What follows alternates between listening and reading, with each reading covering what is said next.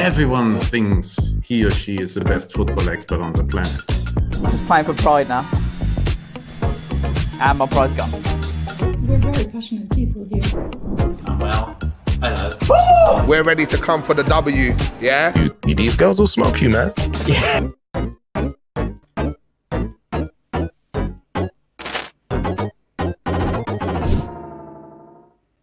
Hello and welcome to the Mirror Game Walkthrough once again. Delighted to be here for another week. Welcome to the weekly gaming news show full of hot takes and juicy gossip.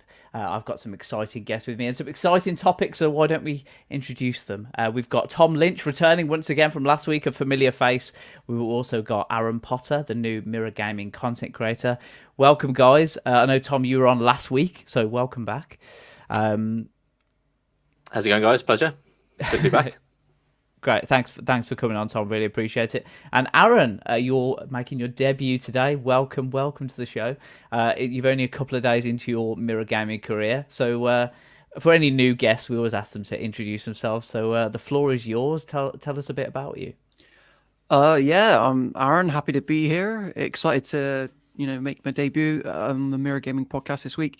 Been writing about games for a while. I'm a big PlayStation guy at heart, just in case you can't already tell by the massive light in the corner there.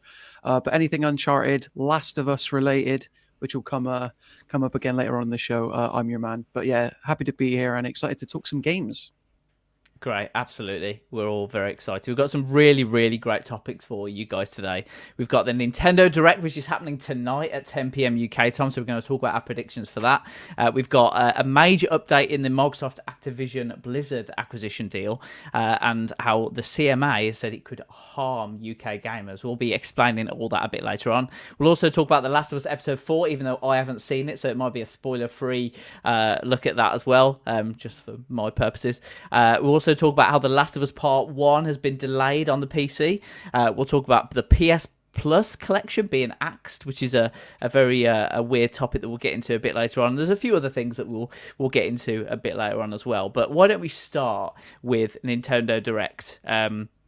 Nintendo announced yesterday that Nintendo Direct will be streamed live at 10 p.m. GMT. That's 5 p.m. ET or 2 p.m. PST. The presentation is set to be roughly 40 minutes long, according to Nintendo, and speculation is rampant all over social media about what we're going to see. There's a big elephant in the room in regards to Zelda, the new Zelda Tears of the Kingdom, which is highly anticipated by me and millions of people around the world. But we could see a few other games drop as well. Aaron, I know you're big on Nintendo. Have you got any kind of predictions or hopes for what you want to see this evening in Nintendo Direct? I'd like to see a bit more about potentially something story related about Tears of the Kingdom. Obviously, Breath of the Wild was relatively light on story, and this looks to be a companion piece to that game, in all but name, really. So I'm hoping we'll get some more story details, find out what's Link's mission in this game, maybe something relating to his weird kind of stone arm that he appears to be using, and I'm hoping that they'll show a bit more of the sort of Sky City, which seems to be the sequel's sort of like big major new addition, because obviously this game has been in the oven for quite a while, going on 6 years now, potentially longer than that. So I think Nintendo's going to hold their cards to their chest and keep some juicy surprises.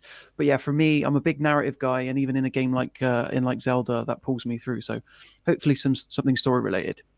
100%, absolutely. We've already got some comments as well. If you really appreciate everyone who's watching the stream right now. If you've got any comments, you want to talk about anything that we're talking about, or you've got any suggestions for us, or just general questions, really, we'll look at the comments and answer any relevant ones throughout the show. Scott, hey Scott, you're right. Jasmine also in the chat as well. Hi guys, thank you so much for joining. Scott mentioned Advance Wars. Sorry. I know, Aaron, we spoke about this yesterday. Do you want to give a little bit of background about Advance Wars and what it is and why people might be expecting to see more about it this evening as well? Yeah, sure. So like Advance Wars is very much the sort of sister series to the Fire Emblem, which has obviously just had a major new release in Fire Emblem Engage. I've been playing that a little bit and enjoying it a lot. But it's kind of like, as the sort of popularity of Fire Emblem started to rise, Advance Wars was left on the back burner a bit. I'm pretty sure we haven't seen Advance Wars since the Nintendo DS, like a first fully fledged entry. And obviously Advance Wars, the reboot camp is a remake of 1 and 2. It does away with the normal pixel perfect pixelated art style in favor of something a bit more modern. But I'm pretty sure I'm right in saying that it was roughly around about a year ago to the day this month that it got delayed. So for events that are happening around the world, Nintendo didn't think it proper to release the game last year. So I think that it's been in the oven. It's had time to be polished, and it's basically a military turn-based tactics RPG where two fictionalized countries are constantly at war with each other, and it's just good old turn-based tactics fun, really. Like, no frills. I know Fire Emblem, in recent years, in recent entries, they've sort of added a lot of relationship stuff where you can romance characters and build up bonds. Advance Wars isn't really known to do that. It's kind of like, if you want to get stuck into nothing but the gameplay and you want to, enjoy, you want to ride your tanks into battle and decimate, some soldiers, but in a way that's kind of cutesy, because obviously this is a Nintendo game. Advance Wars is the perfect way to do that. So yeah, I think the rumor on the grapevine is that the Advance Wars reboot camp could shadow drop as early as the Nintendo Direct itself, because obviously it's been ready for about a year.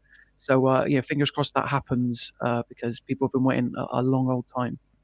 Yeah, I've just noticed that just because producer Will's put us all on the screen, I look a bit smaller than you got, so I'm just going to shuffle it up in my chair a little bit because you. There you go. There's better. Thanks, Will. Appreciate that. Tom, I know we were talking before in terms of our topics and things with Nintendo. Talk to me about your relationship with Nintendo. Do you like Nintendo games? Have you had consoles previously before? Yeah, I mean, I had a Nintendo DS, GameCube, and stuff growing up. I think I bought the Switch a couple of months after it came out, but I've never really been like invested in the ecosystem all that much. I've played some Mario Kart and Mario Party with friends here and there, but in terms of actually like getting into the minutiae of their catalog and stuff like that, it's not something really I'm too interested in. I played Mario Odyssey, which I really enjoyed. Breath of the Wild didn't really hit with me, so I've got really no interest in the next Zelda game, which I know is a very unpopular opinion, I'm sure. But yeah, it just tends to be like the tentpole kind of Mario games. Smash Bros I enjoy quite a lot as well. But beyond that, I don't really play too much Nintendo stuff. Well, that's fine. I mean, everyone's got their likes and dislikes. You're allowed to like what you like, and that's the thing with gaming. There's so many different genres of games and types of games out there, and different consoles. You've got the choice of, all these amazing consoles that are out. So, no, absolutely. But is there? Sorry, go on, Alan. I was going to say, I think that's Nathan's polite way, Tom, of saying you're allowed to be wrong sometimes. Yeah, I got that as well. Yeah, just reading between the lines. Because on this podcast, you've got someone who absolutely adores Breath of the Wild, which is myself. Aaron, who only gave it an 8 out of 10 in his review previously, and then Tom, who doesn't like it. So there's an interesting balance there. But just going on that kind of 8 out of 10 review, Aaron, I think one of the reasons you said that you didn't give it that is because the lack of dungeons in the game in comparison to different ones. What do you think they'll do for this one? Have you seen any hints in the gameplay we've seen so far that might envisage dungeons coming back, or what are your hopes there? Well, I don't think we've seen anything explicitly, but I keep racking my head about what else new can Nintendo put, because Breath of the Wild is such an interconnected sort of like barren world anyway. And the reason I quite controversially tend to say that Breath of the Wild is the best 8 out of 10 game ever made is because I love the game. But yeah, the lack of dungeons, as like someone, who has a history with that series, was something that was really lacking for me. You had the Divine Beasts, and obviously they were great. But in terms of like a multi-layered, challenge-filled dungeon where you have to actually process and think about, I think with the sequel, Tears of the Kingdom, that is an area where there's an opportunity for Nintendo to better Breath of the Wild. I know people hold it in such high regard, but for me, the shrining consistency in that original game, like some shrines you walk into and it's amazing. You're having to move like giant boulders around or bounce yourself from one side of the room to the other. And others, it's just a fight, or you walk in and you get the item. So they were very inconsistent. And I think if there were about 6 or 7 dungeons in Tears of the Kingdom, I think that would do a lot to remedy it for me. Sky dungeons, how about that? I know I keep going back to the sky thing, but I think there's a real opportunity for Tears of the Kingdom there to impress. Yeah, just looking at some of the comments. Hi Connor, he says he's loving the show. Thanks for joining us, Connor. Scott as well. Hi Scott. You mentioned this morning that the last time I missed a direct, Smash was announced, so fully expecting a new Donkey Kong or Metroid Prime tonight. Yeah, it'll be just your luck for that to happen. I wanted to bring up Scott as well because we did a couple of editorial pieces this morning on Nintendo Direct, and he's got a theory, Aaron. That I'd be interested to hear your thoughts on. And sorry, Tom, that this kind of isn't kind of your bag, but I'm just interested to hear your thoughts as well on different things. Scott says there's one shot in the trailer, in the most recent trailer for Tears of the Kingdom, where there's a figure next to a fallen Zelda. Around this figure are 7 symbols resembling Japanese Magatama beads. Past Zelda games have featured groups of 7 you have to rescue from dungeons in order to enter the final areas, such as the 7 stages in Ocarina of Time and paintings in The Legend of Zelda: A Link Between Worlds. Could this mean that dungeons are making a return? Is that something that you buy into at all, Aaron? Absolutely. Dungeons all but confirmed, right? And we're going to hear about it later on tonight. Yeah, like you said, the 7 stages in Ocarina of Time, there's something about that number. Obviously, you got the Triforce itself, and that's usually related to the last major climax of most Zelda games. But in terms of like Tears of the Kingdom, 7 dungeons seems to be about the right pacing for the average length of these games. I know Tears of the Kingdom is open world, whereas before Breath of the Wild, a lot were quite rigid in that way. But just giving people an opportunity to sort of approach them in any order, similar to a way that they were able to in A Link Between Worlds. I think that'd be a cool way to kind of pay respect to the legacy of the series. And if Scott, I'll take my hat off to Scott. If that doesn't happen, I'll buy a hat and I'll eat it, because that sounds as legitimate a theory as I've ever heard about Tears of the Kingdom. Yeah, great, really great spot there, Scott, in that trailer. Really dissected that for us, so I really appreciate that. Tom, something that I wanted to come to you around was that there's speculation around the price of this game, which I think might be interest to you. Obviously, as a console player yourself, PlayStation, you're used to paying 70, 80 quid for new releases, which is kind of the price of the next gen, or current gen as it's now known on PlayStation 5. Breath of the Wild on the Switch, when that launched, it was $59.99, because obviously the Nintendo Switch is an older piece of hardware where that launched. Now we're coming up to the Tears of the Kingdom, it's even older. And the spec of the machine has not changed, but the speculation is that the new Zelda game could be £70 as well. How do you feel about that, potentially you having to pay the same price for an current gen game on the Switch and the PS5? Does that seem right to you? I mean, it seems like a reflection of the times, right? It's everything's gone up across the board, so it just seems quite natural to do that. But I think as long as the content of the game justifies that price tag, I think it's totally justifiable. And I think if they were to charge like $70, $80 or whatever it is, fans of the game are going to buy it regardless, aren't they? So I think they can get away with it because it's such a huge franchise for them. They know everyone's so excited about it. But I think at the end of the day, as long as there's enough in the game for you to play that justifies that $70 price tag, then I think it's absolutely fine. Hopefully, that with the added dungeons, that puts on the extra $10 or whatever it was to make it seem reasonable. Yeah, Scott as well in the comments, like he said in the piece, he would much rather pay £70 for a sequel to one of the best games ever made than something mid like Horizon or NBA 2K. That's quite a shade on Horizon and NBA mid? there. Come on. Scott's absolutely right there. I'll stand by him on that. Carry on, guys. I'm just in the middle. Carry on. People really didn't like Forbidden West, did they? I think, well, that's an entirely different conversation, but Forbidden West was like more of the same, like to me, compared to Zero Dawn. Whereas I think, if Nintendo are going to try and get away with hiking the prices a little bit, it is a good point to compare, games to compare, like depending on how much is changed in Tears of the Kingdom. Because similar to Horizon, there is that speculation that, is it going to take place in Hyrule, the same Hyrule, or a different Hyrule? Because part of the fun of the first game was that everything was new and that you could find everything and discover all these secrets, whereas it's going to be really hard for Nintendo to pull off the same trick twice, especially without these dungeons.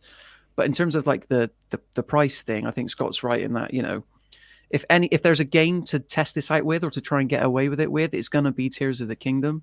But I'll be very interested to see how, the other platform holders or the other major publishers like Ubisoft are looking at these games and stuff, because AAA game development in general is getting more expensive all the time. The games are taking longer to develop, they're taking longer to release. But at the same time, times are tight. A lot of people have a lot of avenues in which to spend their cash these days. So I think it's like a balance. But yeah, I doubt that Nintendo would feel confident charging a higher price than before unless they were absolutely sure they had a world-class product. Absolutely. People are going to pay 70 quid if it does turn out to be the case. I think they're still going to sell the game by the bucket load because it's a sequel to one of the best games ever made. I still think Ocarina of Time was better than Breath of the Wild, having completed them both. But that's another conversation. Where's the Ocarina of Time remake in Unreal like that we keep seeing? Like, fans are always concepting this stuff, and that people would eat it up by immediately. Absolutely. Maybe they'll do a port tonight. You never know. That would be incredible. So I think Ocarina of Time is available to Nintendo Switch Online players with the expansion pass through the Nintendo 64 stuff. But I agree. Like, I think the 3DS ports just look prettier and they control a lot better. If there was a way to get that on the Switch as a double pack, I mean, there's another Zelda double pack people keep on speculating we'll get, Wind Waker and Twilight Princess. Could we see that tonight? I'd explode if we did. Well, we'll be covering the event together, so maybe you will explode. I'll just have to scrape you up off the walls if it does happen. You better hope they keep that announcement last, because otherwise the work's getting done. After that point, just shaking as you're writing with the excitement. Scott, as well in the comments, said worth noting Nintendo have been variable with their prices. Zelda and Smash were £60, most are £50. I think WarioWare was £30. Oh, that's interesting. So they do vary a bit. Scott also says Wind Waker is better than Ocarina of Time. Sorry, folks. How do you feel about that, Nathan? Have you played Wind Waker, or are you? I haven't played it, so I can't really give a firm opinion on it. But I've got such a connection to Ocarina of Time in terms of like the time in my life and the that kind of emotional connection of it being the first game that I truly loved and stuff. I can't see Wind Waker being better, but that's just my personal opinion. Maybe I'll have to play Wind Waker first. I'll have to hold my hands up and say I'm not going to give an actual answer to that. But appreciate your opinion in there, Scott, as well. Some of the other things that we were talking about potentially seeing this evening. Kirby's Return to Dreamland Deluxe, Bayonetta Origins, Cereza and the Lost Demon, Advance Wars 1 and 2, which we already talked about, Pikmin 4, third-party titles, and then maybe a couple of surprises. What do you think? Do you think, potentially, I think the most annoying outcome for me, let's talk about the most annoying outcome, would be if they talk through all these games that are really, really cool, and then at the end they go, oh yeah, Tears of the Kingdom will have its own Nintendo Direct in a few weeks. That, for me, would be like, oh God, like, why didn't you tell us that before, rather than invest in that 40 minutes? How likely do you think that is, Aaron? I don't think it's out of the realm of possibility, but Nintendo, particularly in the direct format, they've been pretty good about being straight with players. Like, you'll get like the developers behind the games, like Enuma or whatever, or Sakurai. They'll address you directly to let you know what's going on. And I promise you now, if there's going to be no Legend of Zelda news, they'll tell you in pretty much the first or second sentence just to set expectations correctly. But I think another thing to note about this Nintendo Direct is that they've said that this will focus specifically on the first half of 2023. And Zelda just about squeezes into that, right? Because it's coming out in May.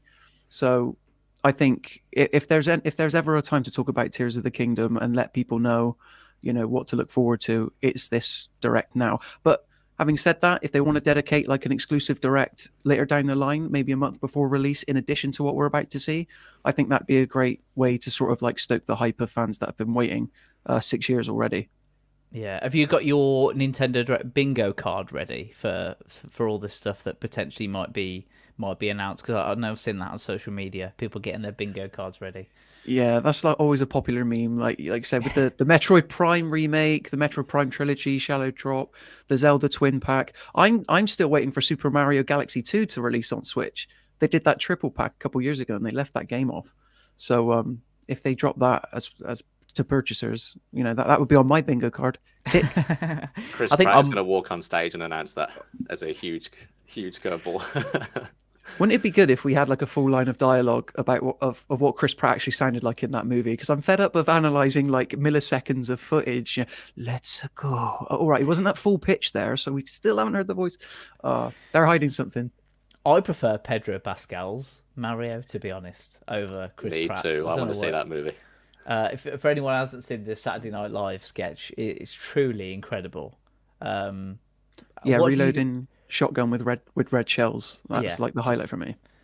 I was just so impressed with the production value of that when they were racing the banana and everything was just so good. It was so good. And honestly, I mean, I get the Chris Pratt like backlash because it didn't sound very good in the first trailer. I think they tried to put a little bit more in the second trailer, but yeah, I would like to see some more dialogue. Really, it's the age-old argument, isn't it? Do you want to bring in new fans, or do you want to kind of please older fans who know Mario as the Italian plumber? But that's what he is. So, I mean, what do you think, Tom? Should they have had someone with an Italian accent, or at least an Italian person voicing that character?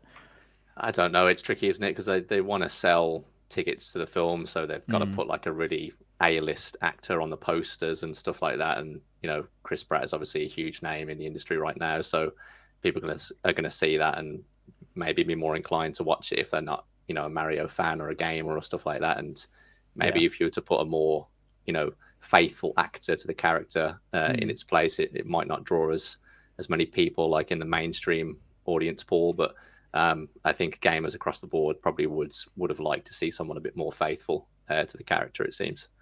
Yeah, and look, at least it's not James Corden. That is true. That is true. That's one. We all dodged a bullet bill that day. I think we can agree.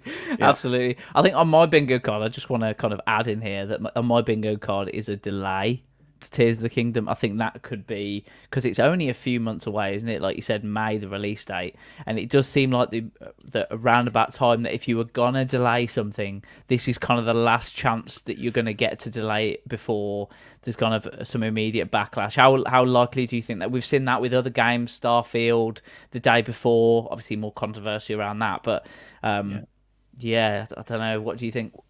Well, it's like May is so close to the E3 period. I don't know what E3 is going to look like this year, like whether or not it's going to exist or if it's just going to be Web3.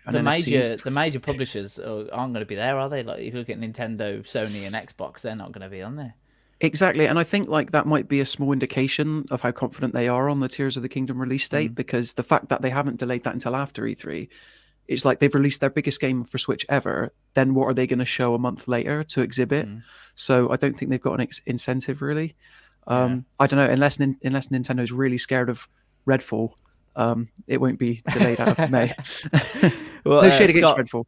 Yeah, it's too late. It's too late. Already thrown shade.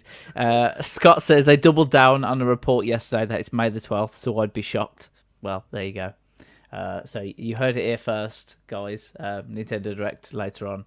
I would just like to see some mechanics and stuff, because there's been like talk about some people like the fact that your weapons degraded and broke in Breath of the Wild. Some people didn't.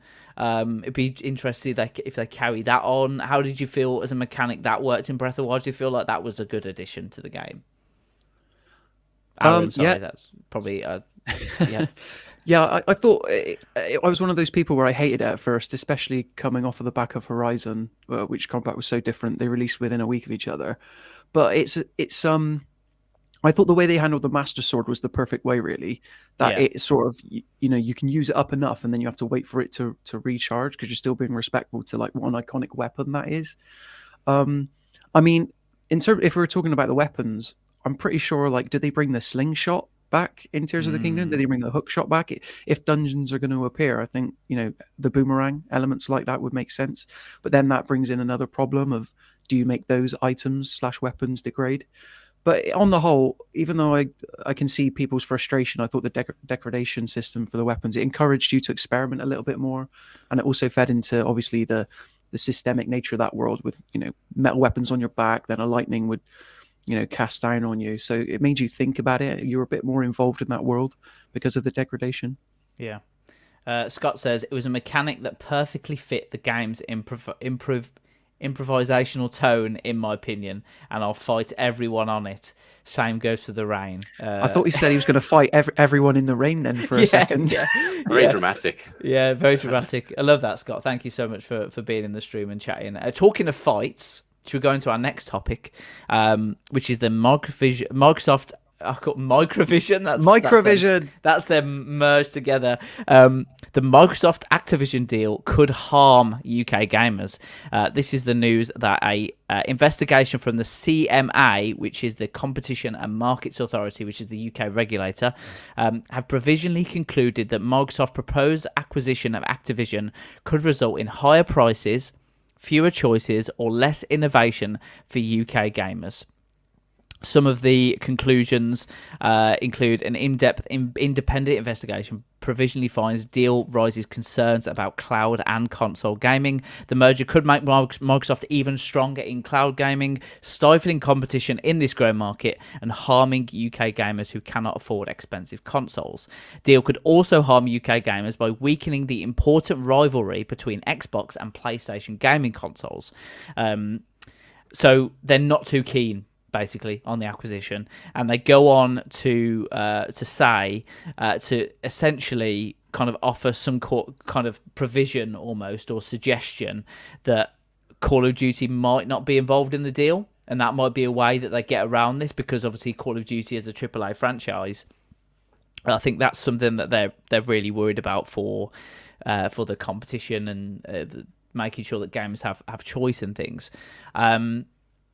What do you think about this ruling? Do you agree that this harms UK gamers, or do you think that by having Call of Duty under Xbox's control rather than being over across both platforms, do you think it's a good thing or a bad thing?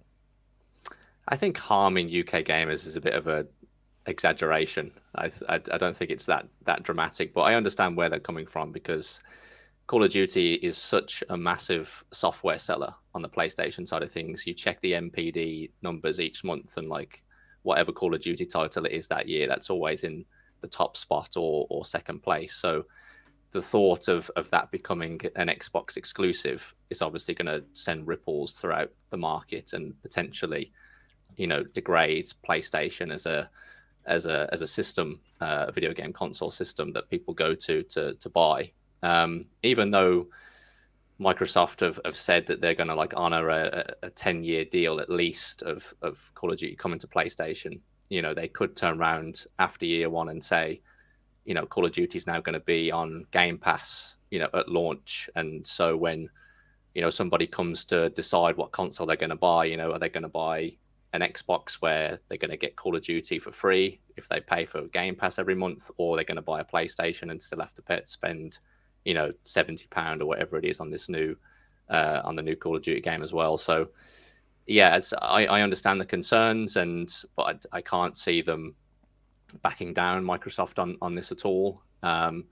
Whether, as you say, Call of Duty becomes separate to the deal, I don't know, but I think it still presents some issues as well, because you've still got some pretty huge titles, Activision titles as well, in that kind of lineup. So yeah, it's an interesting one.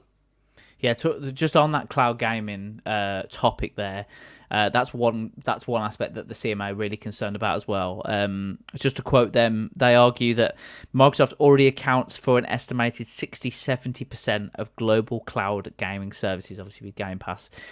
It then buying one of the most important game publishers would substantially reduce the competition that Microsoft would otherwise face in the cloud gaming market in the UK, which is exactly what you said. If they put Call of Duty on Game Pass, all of a sudden they've got this huge, amazing offering that Sony doesn't have, I suppose, which would make it very appealing to gamers. Aaron, as a PlayStation fan, how do you feel about this potentially? I'm just not a fan of consolidation in general. Consolidation, it might not, maybe harms is a bit of a too harsh a term to put it, but it definitely feeds into what I believe to be Xbox's wider plan, which is a race to the bottom in terms of the value of games. They like to sugarcoat it as, oh, we'll make it free on Game Pass. Games are more accessible than they've ever been. And while Game Pass remains a great deal, I'm firmly in the camp of someone who believes that the price of Game Pass will see go up this year, potentially just before the release of Starfield, so they can kind of like stealth that price hike. The cloud gaming angle is an interesting one, because I understand what the CMA is saying, because cloud gaming isn't really an area that PlayStation is interested in. They've tried some things here and there. That PlayStation have got their VR corner, Microsoft have got their cloud corner, but this is exactly what you want from two platform holder titans like PlayStation, Xbox. You want them to try different things, because increasingly in this generation, and we had it when the PlayStation 5 and Xbox Series X released, it was, under the hood, these are very similar machines. So I think it's important that these consoles are more differentiated than ever. And I think the cloud gaming angle, Microsoft have been doing a really good job with that so far. But then with a game like Call of Duty, is that something you necessarily want to play over the cloud competitively? I'm a bit of an outlier in that I'm someone who pays the full whack for Call of Duty every year just to play the campaign. And then maybe I'll lend it to a friend, or then maybe I'll, find another use for it somewhere. But long story short, I think consolidation, it isn't needed. And that I just wish that Xbox could release games, incubate games, and release them by itself, rather than having to keep on buying people, throwing its money around, and then laying off thousands of members of staff, money that it could otherwise spend developing its own games grassroots. I mean, it had Hi-Fi Rush. We saw that release at a couple of weeks ago, and the reception to that was great. It was on Game Pass. It got people talking. I don't think that in this day and age, your bog standard annual Call of Duty release is going to be able to capture the conversation that way. It's really only the Modern Warfare games that people tend to get excited about these days. Vanguard and the Black Ops series, people tend to shy away from, even though I personally like the Black Ops games. So yeah, consolidation is not for me. I'd much rather Xbox make its own games than buy the rights for other games and then cut off PlayStation players. It's really interesting. You talk about consolidation. Obviously, the more consolidation, the less choice there is for gamers, which is worse, because that reduces competition, and therefore prices could go up with no one to kind of look at what's happening there. But Scott makes a good point in the comments. He said, I'm definitely against monopolization, but at the same time, Activision needs a massive culture shakeup. So maybe this is the best bet. I'll just come to you, Tom.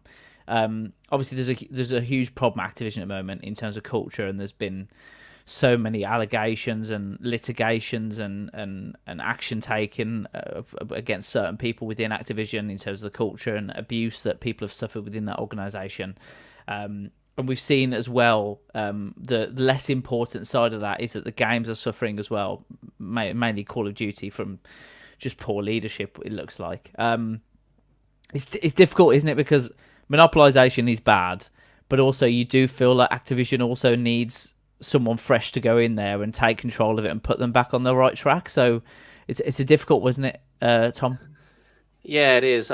I don't know if that's going to be enough. I mean, Microsoft coming in could potentially, change the way they operate and hopefully improve that company for the better as like a place to work, and maybe, their operational workflows and things like that. But I just don't know if it would make a huge substantial difference. I mean, the issue for me also is that the conversation has always been around Xbox lacking, any kind of first party titles. And so you see them announce this kind of acquisition, and your immediate thought is, okay, instead of them creating their own kind of original IP, they're just trying to vacuum in all of these huge franchises and IPs already to eventually make them Xbox exclusive. But then on the other hand, their messaging is, we want games to be accessible for everybody. So you kind of have this this mixed messaging, and I think people are really starting to pick up on that, because on the one hand, they want to make their games accessible to everybody, but then on the same side,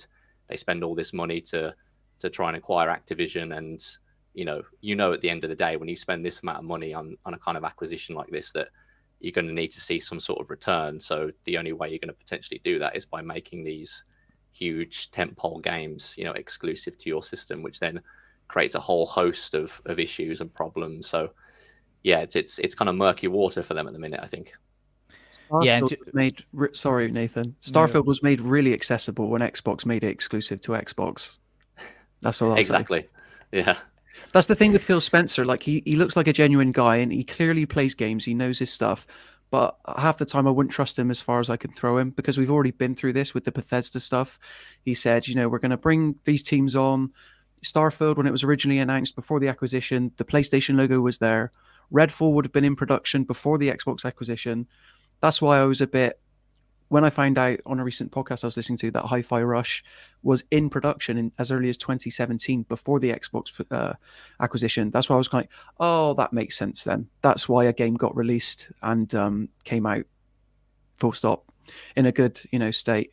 But yeah, not to throw too much shade on Xbox. It's just release some games. Why are you focusing your time, energy, and effort trying to get this acquisition through when you could spend half that money creating 10-hour games that you could make exclusive and incubate and build the foundation for your next 10 years future of Xbox? Meanwhile, you're letting Halo Infinite die on the vine. They had such good reception when that released at the beginning of the Series X life cycle. And the last thing I'd want is for the same thing to happen to Call of Duty. I don't even play Call of Duty multiplayer that much, Warzone 2. But, it's weird. It's a tricky spot to be in. Yeah, I remember you talking, talking yesterday, and you had you just talking about someone saying how good a deal an Xbox Series S is. Do you want to continue? I want you to talk about it because it was so good. Let all the hate come my way. Sony Aaron Potter, Sony Pony. No. Basically, during the Black Friday sales last year, Xbox had a really great deal on the Series S. And I think it dropped from the RRP, which was $249, to about $189, which is a great deal for a console, but not so great when it's, a digital-only console and you have to pay full price for a lot of games. And I got into this spat with someone. Someone was like, where are all the Xbox first-party games, is what I was saying, similar to what we're saying here today. And then the person follows up with me, yeah, but you can get a Series S for $189. And I'm like, that's great, but what are you playing on it? Games released 5 years ago that I've already played. A slow drip of first-party exclusives that are AA at best. And when I buy a £450 console that is 4K ready, exclusives still matter. Microsoft clearly knows that, hence why it's trying to vacuum up a load and take it away from the PlayStation and Nintendo audience, trying to, give the impression that it's improving accessibility. A cheap console and an accessible console is great, but what is there to play on it? The games are ultimately what matter. That's what we all love. That's what we primarily engage with. The console is a conduit in which to play games, and Xbox don't have very many currently. Yeah, and there's even less now that they've also took some Xbox 360 games off Game Pass as well. So there's even less to play there as well, which is interesting.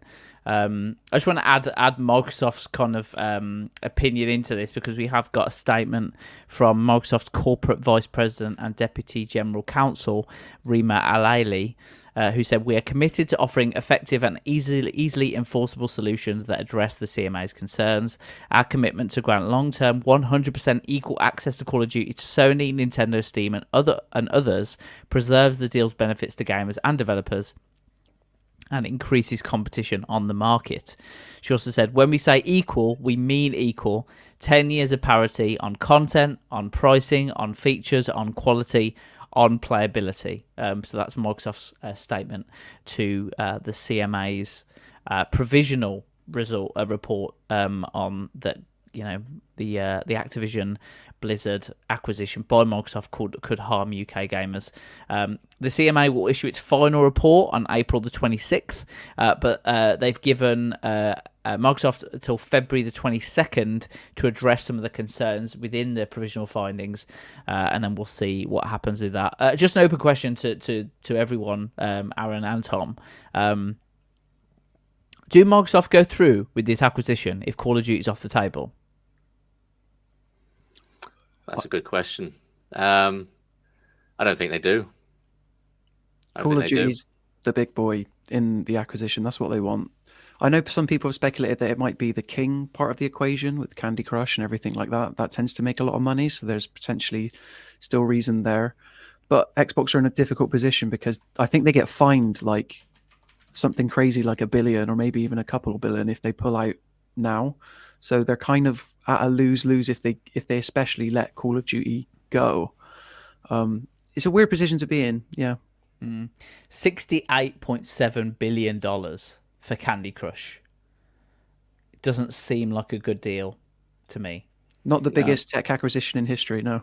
Especially when you're trying to market your console as well. If you're trying to establish yourself as the go-to console in this market, and you're going to put Candy Crush on your boxes when they're on store shelves, it's like it doesn't give across the best message, does it? Especially when you associate that game with mobiles and stuff like that, and then people see mobile gaming as a inferior way of playing games. That's a whole different conversation and stuff like that. But yeah, it's a tough one. Yeah, I mean, if Call of Duty's off the table and they get fined $1 billion, seems like a good deal, doesn't it? I mean, at that point, to pay $1 billion to get out of it, it's almost like the Elon Musk Twitter situation where he was gonna buy it and then he realised it wasn't worth what he offered, but then he had to because of all the fines and everything that he could have accrued. It might get a bit messy, hasn't it, towards the end if this carries on with, because this is just the UK. This regulators in the US are also voicing concerns over it. So you've got all these different parties getting involved, and who knows where we might end up in a couple of months' time. And if Call of Duty's off the table, then it doesn't look like a good deal on paper. Would you not pay $68 billion for Crash Bandicoot? Is he not worth that to you guys? I think that silence says it all. Yeah, a rhetorical question. I'm sure he's worth that to someone out there. Yeah. I think when you look at Call of Duty, I mean, it's hard to equate. I mean, $68 billion is such a huge. I mean, $69 billion to round it up. When you round up $68.7 billion to $69 million, that's still £300 million of rounding up. So that's still a lot of money to round up, but I'm going to round it up anyway.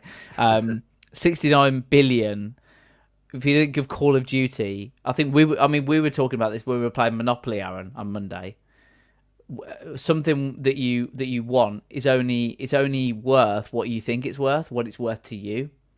And if you look at Call of Duty as a franchise, obviously a live service game, if you look at how long that franchise, how profitable that franchise has been for years, and especially now they're going into the live service sort of things with Warzone 2, and how much money they make every quarter, as a long-term investment, you could argue that it's worth it for Microsoft to get into that. But without it,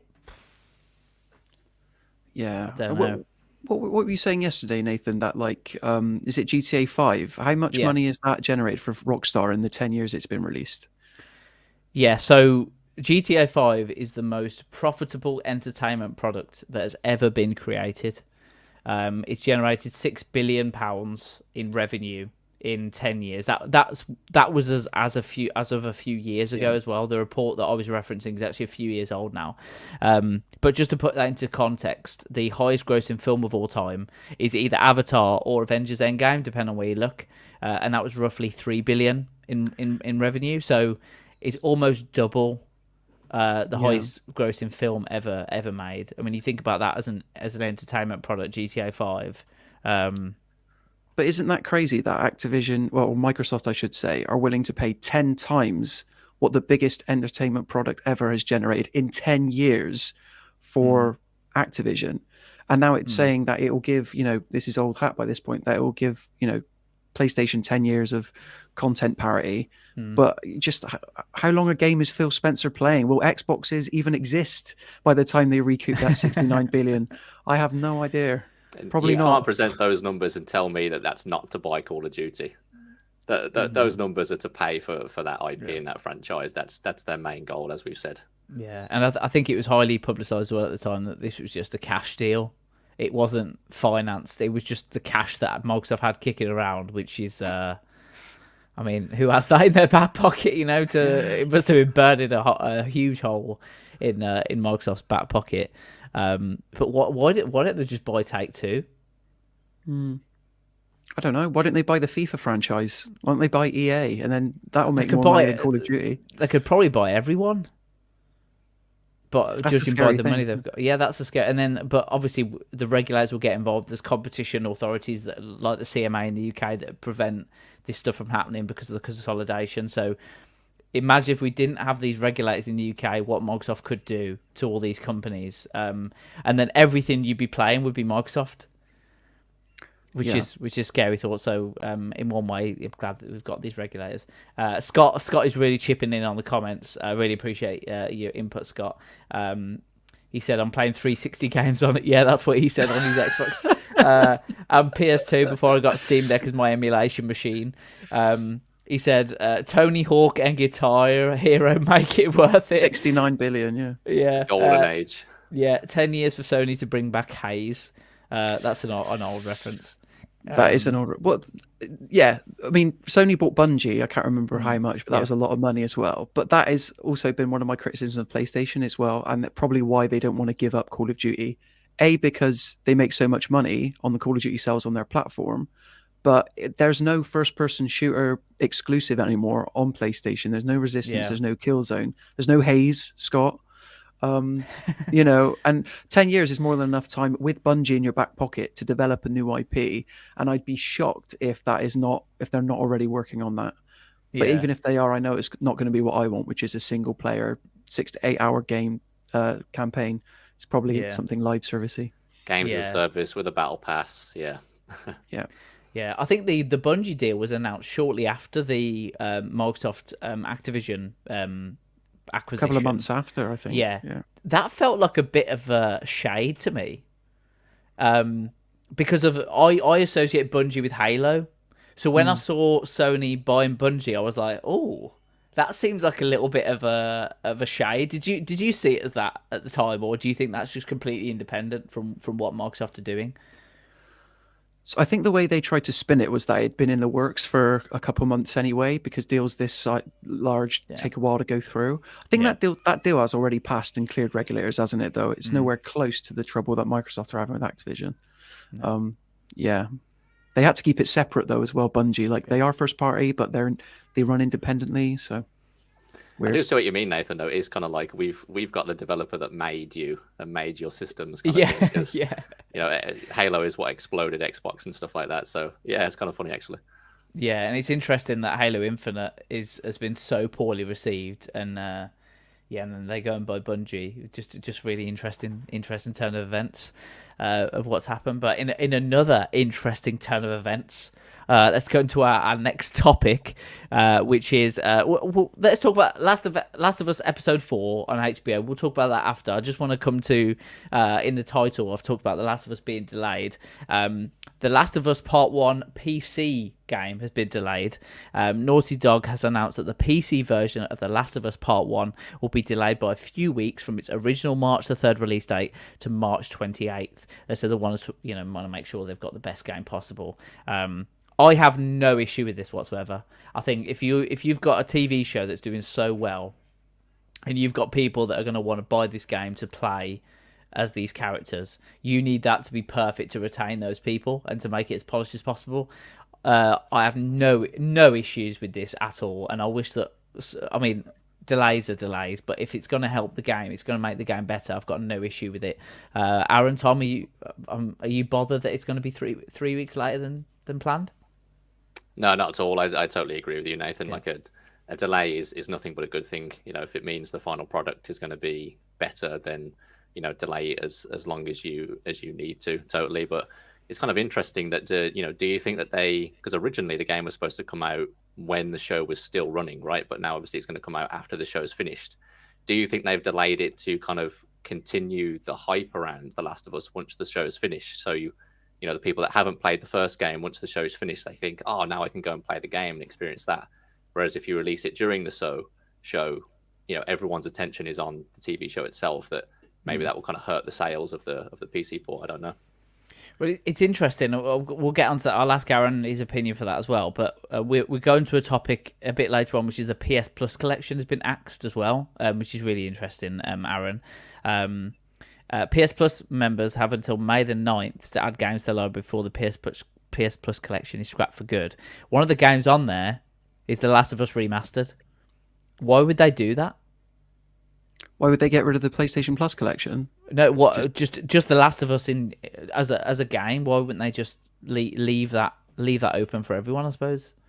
Yeah, it's true, isn't it? I think Sony are quick to realize that we're a couple years on from the PS5 launch, and as a way to get PlayStation 5 owners through the door, here's a great catalog of 20 games. I think the value of that is kind of dissipated, and if you were a hardcore gamer who wanted the perfect starter pack, as it were, it's sort of like lost its value, especially since they rebooted the PlayStation Plus subscription service to the new 3-tier system. There's probably games in that. Well, there's most definitely games in that selection, including The Last of Us Remastered, that they would happily offer as part of one of the tiers, as petty as that sort of sounds. Crash Bandicoot Insane Trilogy in there. I doubt many people. Well, no, those are good games, but certain games like that are licensed. We already saw Persona 5 go a couple months ago. Yeah. Because Sony don't own that. But I agree, Nathan. The Last of Us Remastered is a weird one. That and God of War, because they're first party games, they're well received, and what a great bunch of games to get started with as soon as you buy a PlayStation 5. Absolutely. Lewis agrees with you, Tom, in the comments. Hi, Lewis.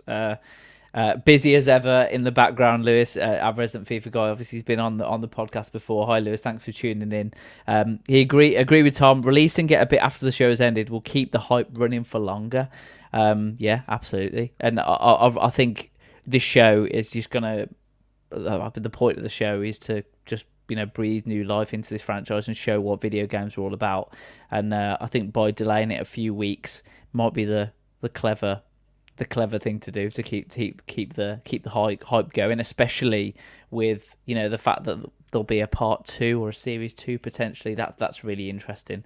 But yeah, what's your opinion, Aaron? Do you think that's why they're doing it? I think you're probably right. It's all part of the marketing cycle of things. This game's been done, all released last year on the PlayStation 5 version, and I know one of the developers PlayStation really recently acquired were to specialize in PC ports, so they're probably adamant about wanting to get it right. But I honestly think it could be something as simple as those PC players, they're a wild bunch, and I know that looking from afar, and that if you see Joel and Ellie sort of running away from a giant Thomas the Tank Engine as the show's airing, once the modders get their hands on it might detract a little bit from the emotion that everyone else is feeling in the TV show. So I think that could have something to do with it. That's a good point. You've got 2 PC players on the podcast, so I think we agree with that, Tom, don't we? Yeah, totally. They are a wild bunch, to say the least. We've seen some crazy mods, haven't we, the last couple of months and years as well. So yeah, that's a good point, Aaron, as well. But yeah, let's talk about Last of Us Episode 4. I will just say I haven't seen it, so we'll do a spoiler-free review of the episode, or push the boat out as much as you want, because obviously I know how the game goes, I suppose, the story of the game goes, so I kind of know what's going on. But obviously Episode 3 deviated away from the game a little bit, so that makes me nervous for what could be in Episode 4. But yeah, guys, take it away. Talk about Episode 4. What did you think? Last of Us Episode 4. After you, Aaron. You sure? Okay. Go for it.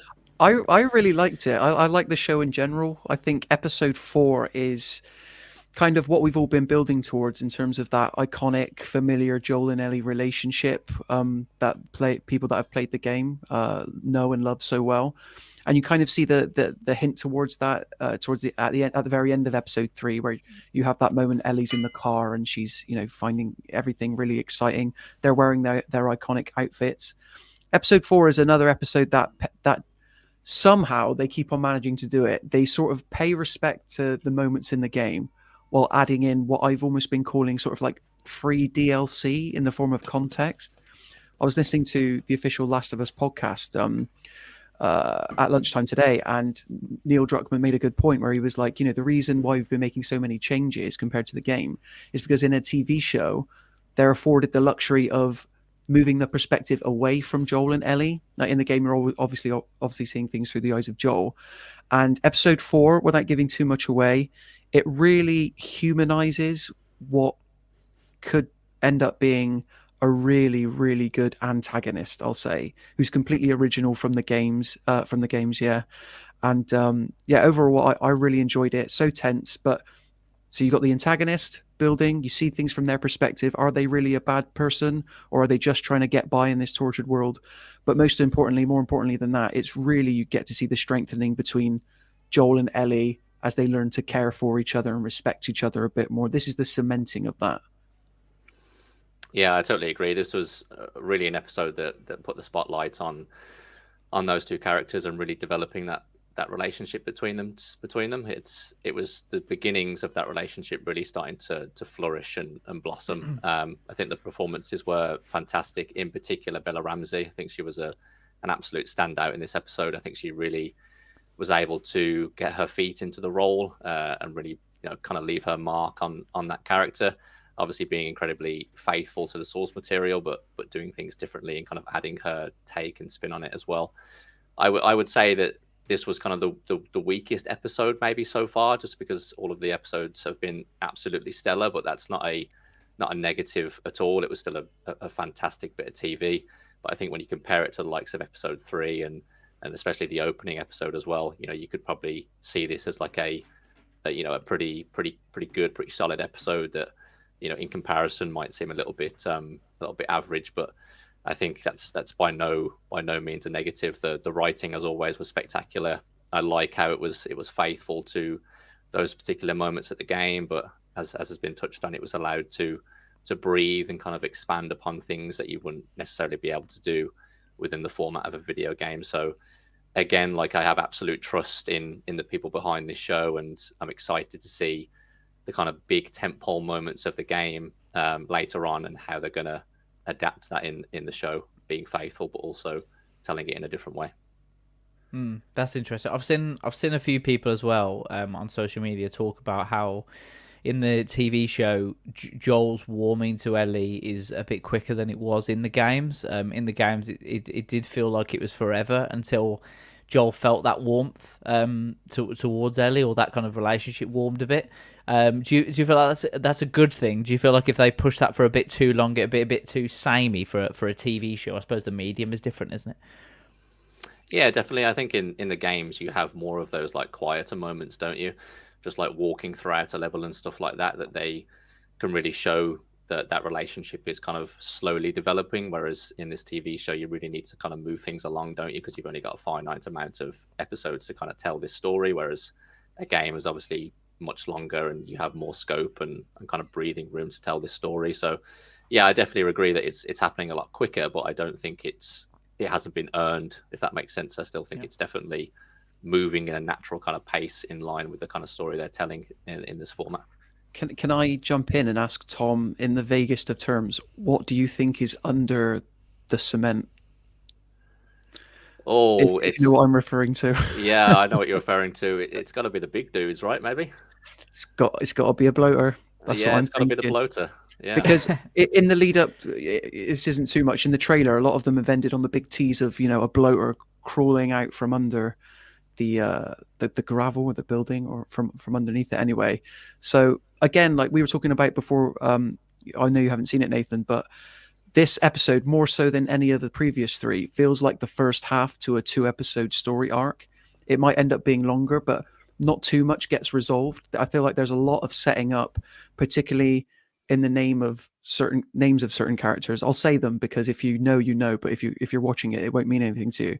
Sam and Henry are playing crucial roles within this upcoming arc, but they've not been fully explored yet.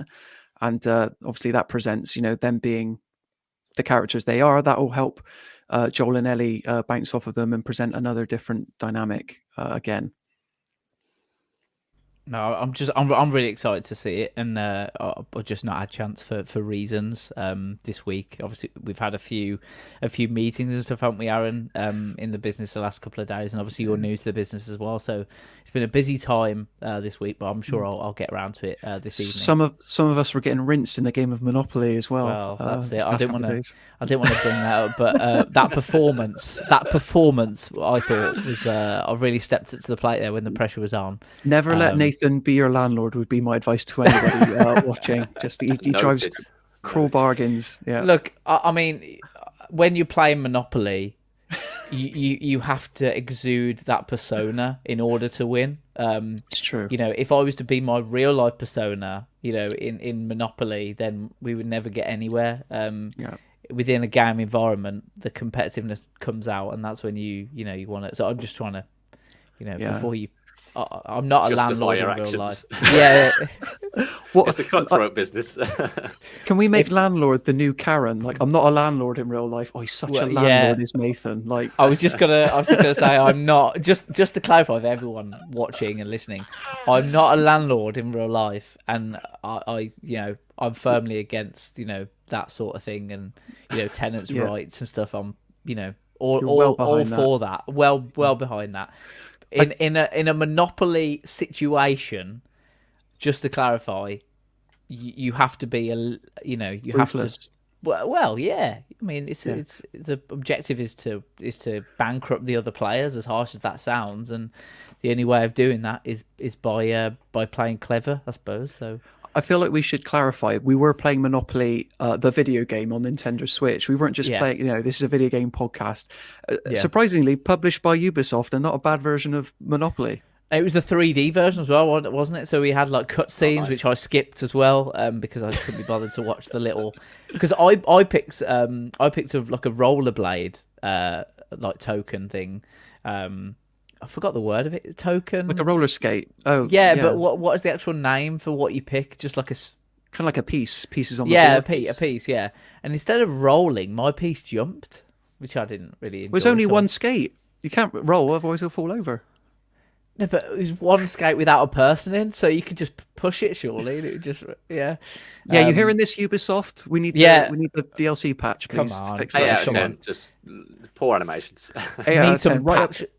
Need some right up there patch with notes. Breath of the Wild, Monopoly for Switch. Yeah, and if Jasmine is still watching / listening, I'm sorry. Monopoly Streets, shout out. Yeah, because we were very competitive. Me and Aaron went out quite early on, didn't you? You kind of succumbed to the bankruptcy quite early on. It was me and Jasmine kind of battling it out towards the end. But yeah, it was really fun. I think that's just we're doing it on the train, playing on the train, and with the whole audience there, it was a really fun experience. How did we get onto this? It's a good point, isn't it? Yeah, I have no idea. I have no idea. I don't have any idea. The Last of Us to Monopoly, yeah. I'm trying to work out. That's what the walkthrough is all about, guys.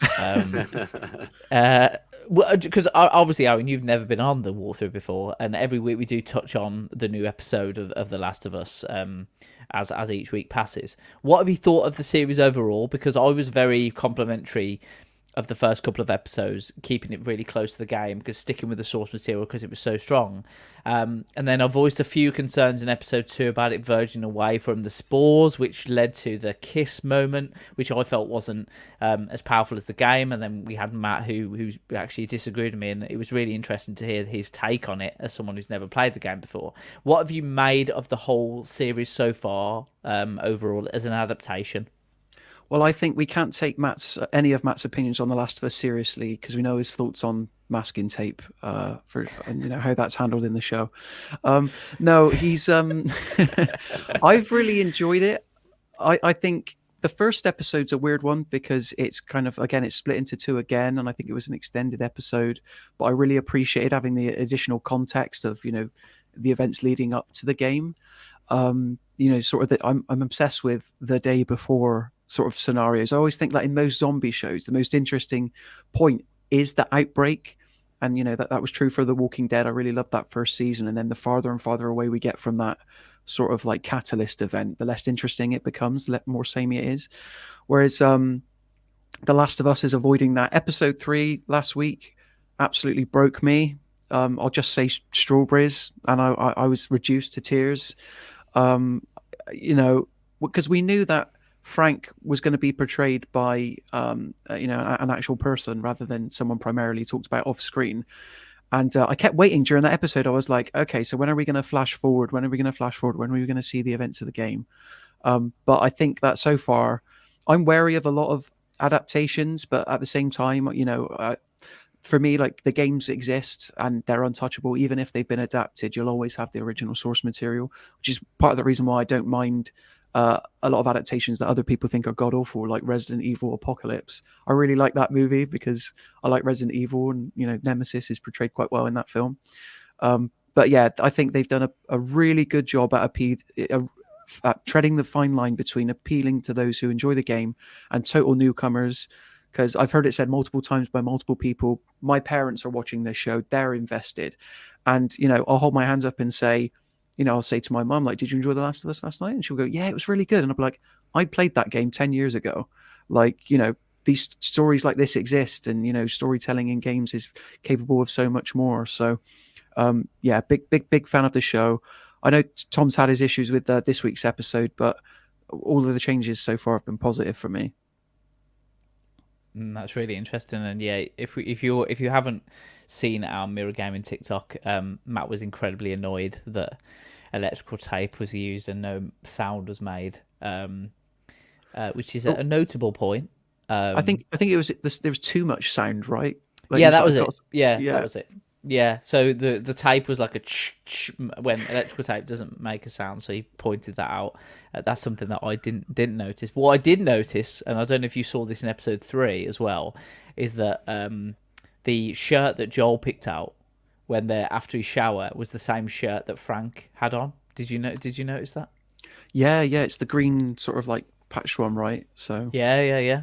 Tom, did you notice that? I didn't. I saw that on Twitter a few days after the episode came out. I was like, oh, that's broke me even more now. It's just, I think it's so. What makes shows like this so special, I think, is that there's those little moments in there that they didn't need to put in there, and it would only be a small amount of people who noticed it, but they still went to the effort of making sure that it was in there and said, hang on, we need to get this in there, even though it's a little thing. It was really important, and having that sort of because obviously the loading screen of the game is that kind of window scene, and having that in every episode as well is also a really, really interesting thing. I heard was it Neil Druckmann that said that they were trying to make it an interactive TV show where the window would be at the start of every episode, then you had to like press the button. I don't, how would you felt about that? I'm so glad they didn't do that, because that just gives me like, what was that interactive Black Mirror episode? Oh yeah. It was just like,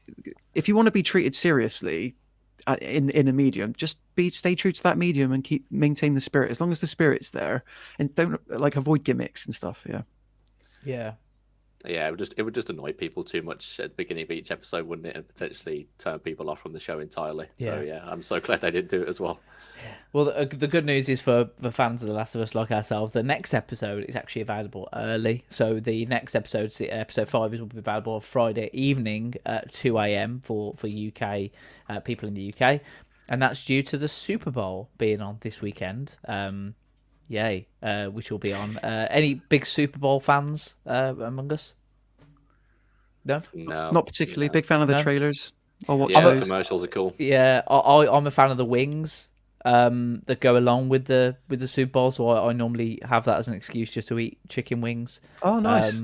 I wonder what you meant by wings then. I don't know if Tom was the same. I thought you were going to... I was a bit lost, to be honest. I was waiting for the clarification. Yeah, it's just a thing, isn't it? It's just you get some chicken wings and a bit of buffalo sauce and stuff. I enjoy that. I watch it every year just because I find it just really interesting, the whole spectacle. But how long is the entire Super Bowl? Like, how long does it last for? Oh, hours. Yeah. I think 4 hours maybe. Okay. Because I did the Royal Rumble a couple of weeks ago, and I instantly regretted it. I was like, oh my god, I'm dying. I got work in the morning. Like, yeah, well, once you commit, that you have to kind of stay through it, I think, at that point. And there was one year when I can't remember who was playing, but I know Tom Brady was playing for the Patriots, and the Patriots were down a certain amount, and it was like half time, end of the second quarter, and I went to bed after the halftime show, and then I got up and the Patriots had won. Tom Brady had brought them back from the dead, and I missed all the good bits. So I'm not doing that this year. I'll make sure to stick around for it, but. At least it's not as long as the Grammys. Wasn't that like 8 hours or something a few days ago? I remember waking up, checking Twitter and seeing some developments from it. I checked it 8 hours later after my shift and it was still going on. I was like, what is this? Oh, jeez. It's like these sort of that completely like sort of related, but I'm really enjoying these developer direct sort of things where they're shortening them they're cramming, like we saw the Xbox and Bethesda thing. There was loads of information crammed in a short amount of time. There was no fluff. There was no like, you know, corporate stuff. It was just, these are the games that we're going to go through one by one, ticking them off and just going through. I really enjoy that kind of it's like a newfound thing for games. I don't know if you've seen that, because I've watched a fair few games conferences where they just go on for hours talking about certain things in the game. You're like, come on, I want to see the next one. So I'm really enjoying this renaissance. I don't know. I always have a love-hate relationship with the old school style of, like, you know, E3 press conferences, because I like seeing people muck up as well, as much as the announcements themselves, and like the awkward stuff. But, you know, less pessimistically, if that's even word, like without the live stuff, you miss moments like David Solani, the creator of Mario Rabbids, like crying in the audience, and you miss that when Kratos steps into the frame at that 2017 E3 press conference and you hear the crowd. Like, I get chills just thinking about it to this day. But in terms of a fun and efficient way to deliver information, the sort of direct format, the developer direct, is pretty good. I totally agree. We had The Rock recently, didn't we? Do you remember that? The Rock was just randomly, like, on his phone, like, you know, streaming to his phone. I was like, what announcement was that? I can't remember. He talked about last year's Game Awards. Was he promoting his drink again? Oh, that was it. Black Adam, wasn't he, or something? Yeah, that was it. Yeah, that was just an awkward moment where you're like, this doesn't make sense. But the good and the bad, I suppose, isn't it? Those awkward moments are always memorable. I suppose you could never beat Keanu Reeves coming out on stage promoting Cyberpunk. That was a moment. You're that breathtaking. You're breathtaking. That was such a wild time. That was the last in-person E3, like before the pandemic and lockdown and stuff. But like, because Keanu Reeves, everything had been perfectly lined up. Like, John Wick was as popular as it ever was. Like, Cyberpunk hype was true. And like, if someone had told me in advance of him walking out, Keanu Reeves in this game, I'm like, what are the chances? No way. And then that curtain comes up and, oh my God, Keanu Reeves is in Cyberpunk. Like, what? Yeah, it was great. But obviously, The Rock was also the guy that was with Bill Gates, and he launched the original Xbox, which was like an iconic moment. So I don't want to be too harsh on him, because he was there in the big moment, I suppose, for games. Like Aaron touched on, I like these direct, like, showcases that are very to the point, because obviously people's attention spans nowadays are like so short that you need to get your point across relatively quickly. But I do miss those like awkward exchanges on presentation stages where you've got like a group of 4 people playing a co-op game, and they're talking like in real cliches, like hi Dave, how are you, like get ready to storm this building, I'm going left, and stuff. I do miss that kind of cringe. Yeah, and I love that when it doesn't work either. That's sensational. Just those moments, and the kind of Apple have seemed to perfected that of kind of the pre-recorded live situation, where most of their stuff is like, you get Tim Cook and he says a few lines, and they go to a pre-cut thing, and then someone else comes and says, So I prefer that kind of live emotion, but I also like the short directs as well. So, but I'm sure me and Aaron will find that out later tonight when we cover the Nintendo Direct. And Tom, you're more than welcome to stick around for our live blog, and keep up with the latest on everything Zelda and all that kind of good stuff. So straight into the fire, Aaron, today. In your first week covering Nintendo Direct, doing video content, going on a live. Doing it live. At Nintendo, they were like, Aaron's starting at Mirror Gaming, announce the Direct. Let's do it. Let's drop it. Give the man what he wants. Yeah. Can I just say, Scott's last comment, he's an absolute mad lad, this guy. Because that Doom movie is, again, bringing it back down to The Rock. The Rock's in that. He plays the bad guy. So Scott, he says, you say that, but the FPS bit in Doom slaps. And I think that's referring to like the gimmick, like games of adaptations and stuff. That is pretty fun, but what a reference. Yeah, that's a brilliant reference. Yeah, well in, Scott. Just before we go into our next topic, while we're on like movies, and have you got any particularly, you mentioned Resident Evil as something. Have you got any like favourable or memorable TV or film video game adaptations that memorable, good or bad? Tom, do you have anything that comes to mind, or? I mean, the Super Mario movie comes to mind for all the wrong reasons. You know, sometimes I just put that film on just to remind myself of what a weird time that was for that when that film came out and how bad it was. But yeah, apart from that, like I can't really remember the last time there was like a really great video game adaptation apart from The Last of Us. So it's great to see that we're moving towards a time where, you know, the properties and stuff are being adapted in the right way. But yeah, it's kind of hard to forget where we came from to where we are now. I have a particularly soft spot for that. I know we had another recent adaptation of the Mortal Kombat property, and that movie was all right. The new one, like, it kind of seemed to be like held back a bit by budgetary restraints and stuff. Not a lot of action. The characters come and go instantly. But didn't even have the tournament in it though. Did it, the latest one? Insane, absolutely insane. It was like the prelude to the tournament as well.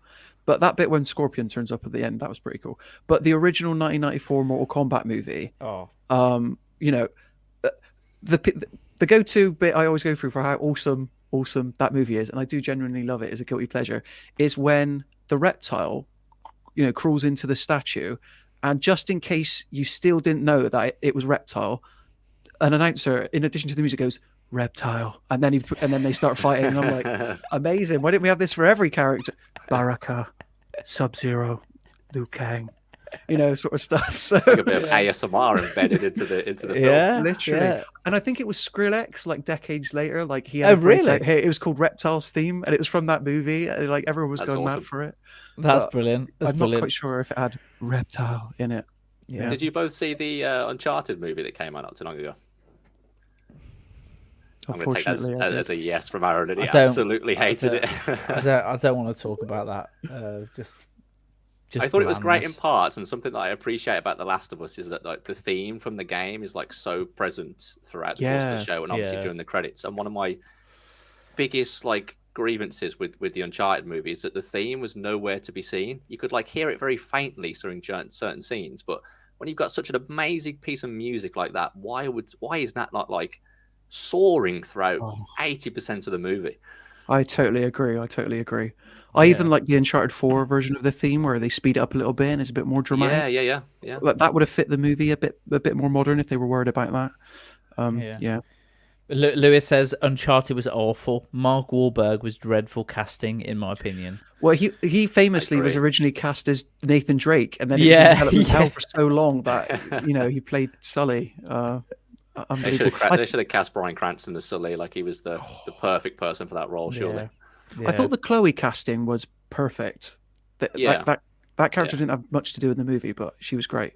I mean, I like the original Tomb Raider movie with Angelina Jolie. I thought that was really good, and not because it was close to a video game or whatever, but just because it just felt, when you watched it didn't feel like it was a video game adaptation, or when you watched it with someone else, almost like The Last of Us. It was one of those ones where like, oh, this is a game, and then you kind of got into that kind of conversation. But yeah, I was always a fan of that, and obviously Mortal Kombat as well that you bring up. But yeah, it's been, The Last of Us has been just a kind of breath of fresh air, hasn't it? Just with the way it's been done. That's the blueprint for how you do it going forward, isn't it? Yeah. Absolutely. Which is why I'm even more worried about, you hear stuff. It seems like every week a PlayStation property is getting announced to be adapted into a TV show, like the Sweet Tooth thing. I think the Sweet Tooth Twisted Metal adaptation is well underway. Anthony Mackie's starring in it. I do like Will Arnett voicing Sweet Tooth. I like the sound of that. I could get on board with that. But then, how do you do God of War live action? How do you do? Who do you cast? The budget for that must be off the scale. It has to be. If it's not off the scale, it's not going to work. In the environments have to be sensational for that to work, and obviously the casting as well. We've done a casting on our TikTok where every character was Tom Holland. It's a fantastic video. That's how you do it. I'm not going to take credit for that. Matt, if you're watching, Matt, is sensational work there.